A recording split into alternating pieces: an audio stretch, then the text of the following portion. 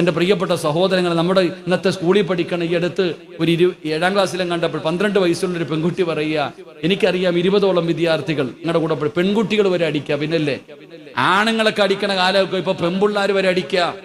കള്ളു കുടിക്കുന്ന പെൺകുട്ടികളില്ല, മയക്കുമരുന്ന് അടിയൊഴിക്കുന്ന പെൺകുട്ടികൾ.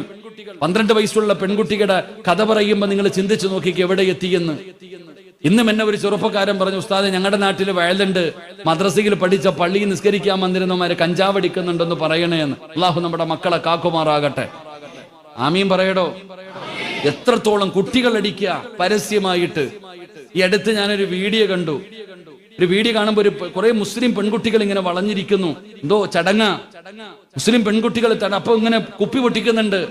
കുപ്പി പൊട്ടിച്ചിട്ട് എല്ലാവർക്കും ഒഴിച്ചു കൊടുക്കുന്നുണ്ട്. കുടിക്കാൻ നേരത്തെ ആ പെൺകുട്ടി പറയുന്നത് ഹറാമാ, എന്നിട്ടാ കുടിക്കണേ. നരച്ചു വെക്കിയ പെൺകുട്ടികൾ വരെ കള്ളു കുടിക്കുന്ന കാലം. അതിന് അള്ളാഹു നമ്മുടെ ഉമ്മത്തിന് അള്ളാഹു കാത്തിരക്ഷിക്കുമാറാകട്ടെ. ഇത്ര വലിയ പാവോട് ഇപ്പൊ കേരളത്തിൽ എത്ര കൊലപാതകം നടന്നു. 5 വയസ്സുള്ള ഒരു പെൺകുട്ടി ആലുവയിൽ വളരെ ക്രൂരമായി കൊന്നുകളഞ്ഞില്ലേ ഒരുത്തൻ. അവന്റെ ചരിത്രം നിങ്ങൾ എടുത്ത് വായിച്ചു നോക്ക്. കഞ്ചാവടിച്ചിട്ടല്ലേ ചെയ്തത്. എന്റെ പ്രിയപ്പെട്ടവരെ, ബൈക്കിൽ തൊടുപുഴയിലെ മൂവാറ്റുപുഴ ഭാഗത്ത് 2 പെൺകുട്ടികളെ ഇടിച്ചു തെറിപ്പിച്ച് ചെറുപ്പക്കാരെ ബൈക്കിൽ. അവന്റെ ചരിത്രം വായിച്ചു നോക്ക്. എടാ, മതവും ജാതിയും വർണ്ണവും വർഗമൊന്നുമില്ല. ഇന്നെല്ലാം കള്ളും കഞ്ചാവും അടിച്ചിട്ട് 6 വയസ്സുള്ള പെൺകുട്ടിയെ സ്വന്തം മകളെ മുഴുവന് വെട്ടിക്കൊന്നു മാവേലിക്കരയിൽ. നിങ്ങൾ ചരിത്രം എടുത്തു നോക്ക്. അടിസ്ഥാനപരമായി നോക്കുമ്പോ ഇതിന്റെയൊക്കെ അടിസ്ഥാനപരമായിട്ടുള്ള കാര്യം കള്ള. മലയാളി, മുസ്ലിം, അമുസ്ലിം ഒന്നൊന്നുമില്ല. എല്ലാവരും ഈ തെറ്റ് ചെയ്ത് അതാ നബിതങ്ങൾ പറഞ്ഞത്, ഇത് ഉമ്മയാണ്, പാവങ്ങളുടെ ഉമ്മയാണ് കള്ള്.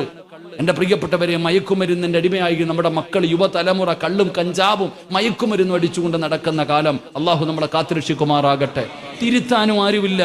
ഇതിനെ തിരുത്തി കൊടുക്കാൻ ഇന്നത്തെ സമുദായത്തിന്റെ അവസ്ഥ ഒന്ന് ആലോചിച്ച് നോക്കേ.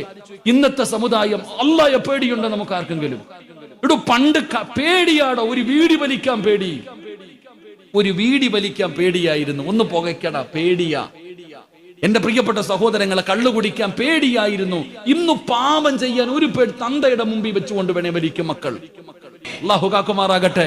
ഇന്ന് മുസ്ലിമിന്റെ ധൈര്യം എന്തെന്നറിയോ? തെറ്റ് ചെയ്യാൻ പേടിയില്ല.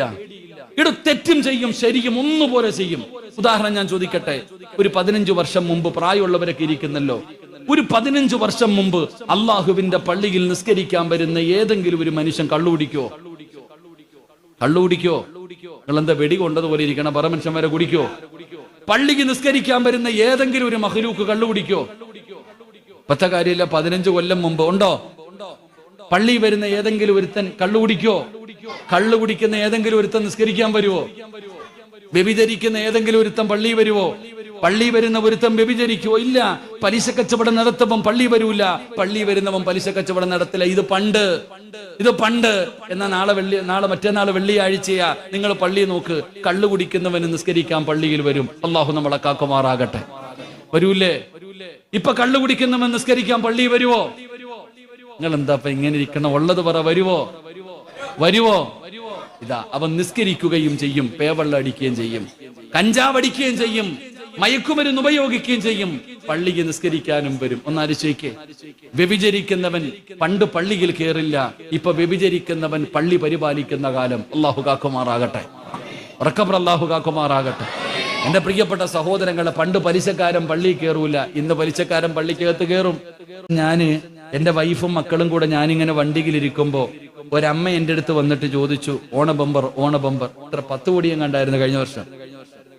ആരെങ്കിലും അറിയുന്നവരുണ്ട്? കഴിഞ്ഞ വർഷം എത്ര കോടിയായിരുന്നോ? 10 കോടി രൂപ. ആ അമ്മ പണ്ട് ജുബ്ബയും തൊപ്പിയിട്ട് ആരോടെങ്കിലും വന്ന് ലോട്ടറി വേണോന്ന് ചോദിക്കൂല. പ്രത്യേകിച്ച് ജുബ്ബയും തൊപ്പിയിട്ട ഒരു ഉസ്താദിന്റെ അടുക്കൽ വന്നിട്ട് ഇത് ചോദിക്കത്തില്ല. പക്ഷെ ഇപ്പൊ ചോദിക്കും.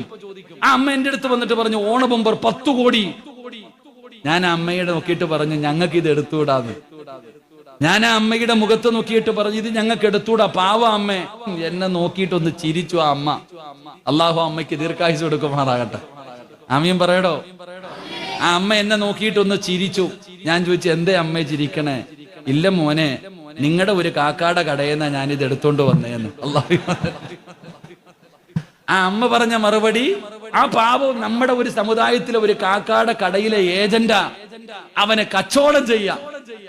അവന് മുസ്ലിമും ഞാനും മുസ്ലിം. എന്റെ പ്രിയപ്പെട്ട സഹോദരങ്ങളെ, നിങ്ങൾ ചിന്തിച്ചു നോക്കിക്കേ. ഇവിടെ എത്തി. ഇന്ന് പേര് തന്നെ ബിസ്മില്ലാ ലക്കി സെന്റർ എന്ന് പേരിടുന്നില്ലേ? എന്റെ അനുഭവം, ഞാന് ഒരിക്കൽ ഒരു കട ഉദ്ഘാടനത്തിന് വേണ്ടി പോകുമ്പോ ഒരു സഹോദരൻ മുണ്ടൊക്കെ അഴിച്ചിട്ട് ഓടി വന്നു. സിറാജ് ഉസ്താദ് വയലൊക്കെ കേൾക്കാറുണ്ട്, കച്ചവടത്തിൽ ബർക്കത്തുണ്ടാകാൻ ദുആ ചെയ്യണം. എന്താന്ന് ഞാൻ ചോദിച്ചില്ല. ഞാൻ പറഞ്ഞു അള്ളാഹു നിനക്ക് ബർക്കത്ത് ചെയ്യട്ടെ എന്ന്. കുറച്ച് മുന്നോട്ട് പോയപ്പോ എന്റെ കൂടെ വന്നവൻ ചോദിച്ചു, ഉസ്താദെ അവൻ എന്ത് കച്ചവടാന്നറിയോ? ഞാൻ പറഞ്ഞു എനിക്കറിയത്തില്ല, ലോട്ടറി കച്ചവടാന്ന്. എന്നെ കൊണ്ട് ഞാൻ അവന് ഇതാ മനുഷ്യന്റെ അവസ്ഥ. ചിരിക്കാൻ പറഞ്ഞതല്ലടോ, ഇതാ സത്യം.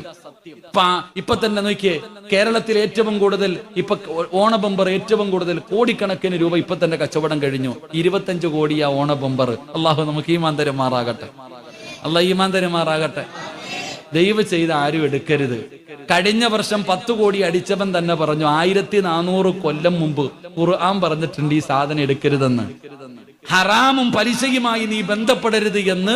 നിന്റെ സമാധാനം പോകും, അള്ളാഹു നിനക്ക് തന്നത് മുഴുവനും നഷ്ടപ്പെട്ടു പോകും. ഇത് ചെയ്യല്ലേ എന്ന് ഖുർആനും ഹദീസും 1400 കൊല്ലം മുമ്പ് പറഞ്ഞു. നമുക്ക് തിരിഞ്ഞില്ല. ഈ അടുത്ത് ഈ കുടുംബശ്രീക്ക് എന്തോ ജോലി ചെയ്യുന്ന 10 പെണ്ണുങ്ങൾക്ക് ലോട്ടറി അടിച്ചു. അവരും പറയുന്ന എന്താ, ഇപ്പൊ നിവേദനങ്ങൾ മാത്രമേ ഉള്ളെന്ന്, സമാധാനം ഇല്ല എന്ന്. എന്റെ പ്രിയപ്പെട്ട സഹോദര, ഇതൊക്കെ എടുക്കാൻ പുറകെ നടക്കേണ്ട ചെറുപ്പക്കാരുടെ മോനെ, 5 സെന്റ് ഒരു വീട് നിനക്ക് സ്വന്തമായിട്ടുണ്ട്, അതുകൂടെ കളയരുത്. അള്ളാഹു കാക്കുമാറാകട്ടെ. ഞാൻ പറഞ്ഞു വന്നത്, പാപം ചെയ്യാൻ ഇന്ന് പേടിയില്ലടോ മനുഷ്യന്.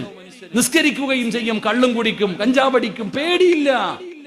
പള്ളിയിലെ ഖത്തീബിനെ ഇന്ന് പ്രസംഗിക്കാൻ പറ്റുമോ? വഅലിന് പ്രസംഗിക്കാൻ പറ്റും, വഅലിന് പ്രസംഗിക്കാൻ പറ്റും. വെള്ളിയാഴ്ച പള്ളിയിലെ ഉസ്താദിന് പ്രസംഗിക്കാൻ പറ്റുമോ? കള്ളുകുടിയെ കുറിച്ച്, വ്യഭിചാരത്തെ കുറിച്ച്, പലിശയെ കുറിച്ച് ഉസ്താദ് പ്രസംഗിക്കുമ്പോ പള്ളിയുടെ മൂലയിൽ ഇരുന്നോണ്ട് പറയും, ഇന്ന് നമുക്കിട്ടാടാ താങ്ങുന്നതെന്ന്. കാരണം എല്ലാ വിഭവവും അതിനകത്ത് തന്നെ ഉണ്ട്. കള്ളുകുടിക്കനും വ്യഭിചാരിയും എല്ലാവരും പള്ളിക്കകത്തുണ്ട്. എന്റെ പ്രിയപ്പെട്ടവരെ, ഞാൻ പറഞ്ഞതെന്ന് മനുഷ്യന്റെ അവസ്ഥ ഇതാ. എന്റെ പ്രിയപ്പെട്ട ചെറുപ്പക്കാരാ, മോനെ അതൊക്കെ ഒഴിവാക്കിയിട്ട് അല്ലാഹുവിനെ ഭയന്നുകൊണ്ട് ജീവിക്കടാ. പെണ്ണുങ്ങളോട് പറയുന്ന പെണ്ണുങ്ങളെ, നരകത്തിലധികവും പെണ്ണുങ്ങളാ, നിങ്ങളൊന്ന് സൂക്ഷിക്കണേ. സഹോദരിമാരോട് പറയുന്ന, നരകത്തിലധികവും പെണ്ണുങ്ങളാ. അതുകൊണ്ട് നിങ്ങളൊന്ന് അള്ളാഹുവിനെ ഭയന്ന് ജീവിക്ക്, ഔറത്ത് മറയ്ക്ക്. നിങ്ങൾ മുടി പോലും പുറത്ത് കാണിക്കരുത്. ആരോടാ പറയണത്? സുബ്ഹാനല്ലാഹ്, ആരോടാ പറയുന്നത്? എന്റെ പ്രിയപ്പെട്ട സഹോദരങ്ങളെ, ഇന്നത്തെ തലമുറയോട് പറയാൻ പേടി തോന്നുന്ന കാലം. എന്റെ പ്രിയപ്പെട്ടവരെ, പറയുന്നവനെ പരിഹസിക്കുന്ന കാലം. പെണ്ണുങ്ങളെ ഒന്നും പറയാൻ പറ്റൂല. എന്തെങ്കിലും പറഞ്ഞാൽ വലിയ പ്രശ്നമാണ്. അള്ളാഹു കാത്തിരക്ഷിക്കുമാറാകട്ടെ. ഉള്ളതാടോ, അള്ളാഹു കാത്തിരക്ഷിക്കുമാറാകട്ടെ. ഒരു പെറ്റി കേസ് പോലും ഇല്ലാത്ത എനിക്കിന്ന് 29 കേസുണ്ട്. എന്തിന്റെ പേരില? കൊലപാതകം ചെയ്തതിന്റെ പേരിലല്ല. പെണ്ണുങ്ങളെ, നിസ്കരിക്കാത്ത പെണ്ണിനെ തല്ലാം എന്നൊക്കെ പറഞ്ഞ് ഞാനൊരു പ്രസംഗം നടത്തിയതിന്റെ പേരിൽ 28 കേസുണ്ട്. ബർക്കത്തുണ്ടാകാൻ ഞാൻ ദുആ ചെയ്യുന്നില്ല. അള്ളാഹു കാക്കുമാറാകട്ടെ, അള്ളാഹു കാക്കുമാറാകട്ടെ. ഞാനൊരറിവ്, എന്നെ വനിതാ കമ്മീഷനൊക്കെ ഞാൻ ഇപ്പോഴാ പഠിച്ചത്, പെണ്ണുങ്ങളെ എടീന്ന് പോലും വിളിക്കാൻ പാടില്ല. ഇതെല്ലാം നിയമങ്ങളാ ഇവർക്ക്. പിന്നെ ഏക സമാധാനം എന്താ? ഈ 28 കേസ് കൊടുത്തതും മുസ്ലിമീങ്ങളാ. അള്ളാഹു ബർക്കത്ത് ചെയ്യുമാറാകട്ടെ. ആമീൻ പറയട്ടോ. സന്തോഷം ഉണ്ടാവും. മറ്റുള്ളവരൊക്കെ നല്ലവരാടോ, അവരെന്തിനാ നമ്മൾ കുറ്റം പറയണേ? നമ്മൾ മനസ്സിലാക്കേണ്ടതാ. ഇങ്ങനെ കൂടിക്കൊണ്ടിരിക്കുക, ഒന്നും പറയാൻ പാടില്ലാത്ത കാലം. എന്ത് പറഞ്ഞാലും അത് എതിരായി വരുന്ന കാലം. പണ്ട് ഉസ്താദന്മാരെ കാണുമ്പോ തലമറയ്ക്കും പെണ്ണുങ്ങള്, മറയ്ക്കൂലേ? ഇന്ന് ഉസ്താദിനെ, പണ്ട് പെണ്ണുങ്ങള് 2 സമയങ്ങളിൽ തലമറയ്ക്കും. ഒന്ന് ബാങ്ക് വിളിക്കുമ്പോഴും, 2 ഉസ്താദിനെ കാണുമ്പോഴും. ഇപ്പൊ ഉസ്താദിനെ കണ്ട ഉള്ളത് കൂടെ താടെ എടുത്തിടും. അള്ളാഹു കാക്കുമാറാകട്ടെ. പേടി പോയടോ. ഇന്ന് പ്രായമുള്ള ഒന്നുമില്ല ഇന്നത്തെ യുവതലമുറ. ഇന്ന് കൂടെ പഠിക്കുന്ന ഒരുത്തന്റെ കയ്യിൽ തൊടുന്നത് പാപമാണോ? അല്ല. വലാ തഖറബു സിനാ ഇന്നഹു കാന ഫാഹിഷ. ഖുർആൻ, നിങ്ങൾ അതിലേക്ക് അടുക്കരുത്. അന്യ പെണ്ണിന്റെ ശരീരത്തെ തൊടുന്നത്, പിടിക്കുന്നത് പാപമല്ലെന്ന യുവതലം ഉമ്മമാര് പറയുന്നത്, ഉപ്പമാര് പറയുന്നത്. ഇതെന്ത് പാപം? ഉസ്താദിന് കിട്ടാത്തോണ്ട് അയാൾ എങ്ങനെ പറയണേ?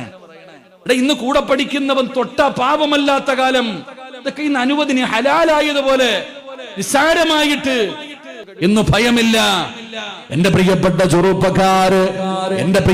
ചെറുപ്പക്കാരോട് പറയുന്ന, പടച്ചവനെ ഇന്ന് തേടി പോകണ്ട. പള്ളി കള്ളു കുടിക്കണമെങ്കിൽ വൈകുന്നേര സമയം ജോലി കഴിഞ്ഞിട്ട് ബീവറേജിന്റെ മുമ്പിൽ ഇങ്ങനെ നിൽക്കും. ആകെ കിട്ടിയിരിക്കുന്ന പൈസ 50 ഇട്ടിട്ട് ഷെയർ ഇട്ടിട്ട് കള്ളു കുടിക്കുന്ന കാലം. പണ്ടങ്ങനെ ഒരുമിച്ച് നിൽക്കും, ഷെയർ ഇടും. 50 ഇട്ടിട്ട് ഒരു കുപ്പി മേടിച്ച് 60 എല്ലാരും കൂടെ അടിക്കും. ഇതങ്ങനല്ല. ഇന്ന് ഫ്രീ ആയിട്ട് കള്ളു കിട്ടുന്ന കാലം. ഒന്ന് പുകയ്ക്കടാ. കൂട്ടുകാർ പറയുന്നു, ഒന്ന് പുകയ്ക്കടാ. നീ ആണാണോടാ? കളിയാക്കോ, നീ ആണെന്ന വർഗ നട്ടലുണ്ടോടാ നിനക്കൊന്ന് പുകയ്ക്ക്. കൊച്ചു കുട്ടികൾ വലിച്ചു കാണിച്ചു കൊടുക്കുന്നു, വലിക്കാനില്ല. ഇന്ന് കൂടെ പഠിക്കുന്ന പെൺകുട്ടികൾ കയ്യിൽ കയറി പിടിക്കുന്നു. സുബ്ഹാനല്ലാഹ്, മടിയിൽ കയറി ഇരിക്കുന്നു. ട്രെയിനിലൊക്കെ യാത്ര ചെയ്യുമ്പോ ഭയമാടോ?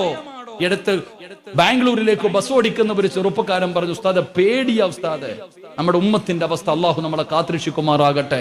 എന്റെ പ്രിയപ്പെട്ട സഹോദരങ്ങൾ, ഇതൊക്കെ തെറ്റല്ലാത്ത കാലം, ഇതൊക്കെ പറയുമ്പോ പരിഹാസം.